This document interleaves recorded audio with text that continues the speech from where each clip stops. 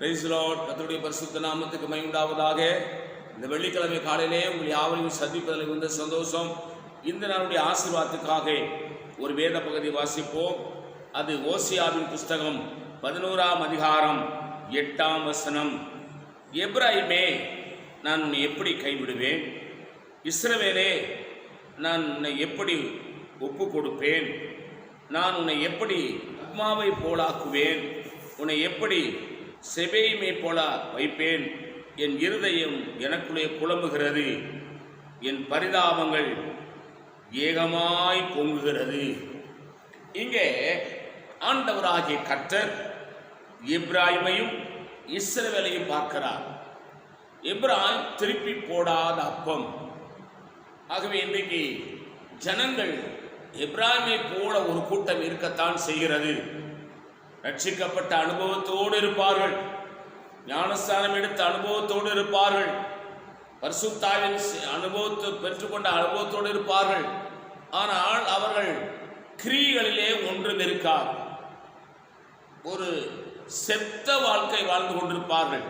அதனால்தான் ஆண்டவர் சொல்லுகிறார், நீ செத்த வாழ்க்கை வாழ்ந்தாலும் சரி, நீ ரட்சிக்கப்பட்ட பிறகு, ஞானஸ்தானம் எடுத்த பிறகு, அபிஷேகம் பெற்ற பிறகு நீ திரும்ப ஆண்டவருக்காக எழும்பாத நிலையில், அதே நிலையில் இருந்தாலும் பரவாயில்ல, நான் உன்னை எப்படி கைவிடுவேன்?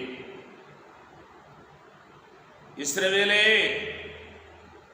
நான் உன்னை எப்படி ஒப்பு கொடுப்பேன்? எப்ராயிமை பார்த்து எப்படி கைவிடுவேன் என்கிறாரு. இஸ்ரவேலை பார்த்து நான் உன்னை எப்படி ஒப்பு கொடுப்பேன்? ஆண்டவராகிய கர்த்தர் ஒரு மனுஷனை தெரிந்து கொண்டார் என்று சொன்னால், ஒரு மனுஷனை ரட்சித்தார் என்று சொன்னால், அவனை கைவிடவே மாட்டார். எவ்வளவு மோசமான சூழ்நிலையில் அவன் தள்ளப்பட்டாலும் அவனை திரும்ப தன் பக்கமாக இழுத்துக் கொள்வார்.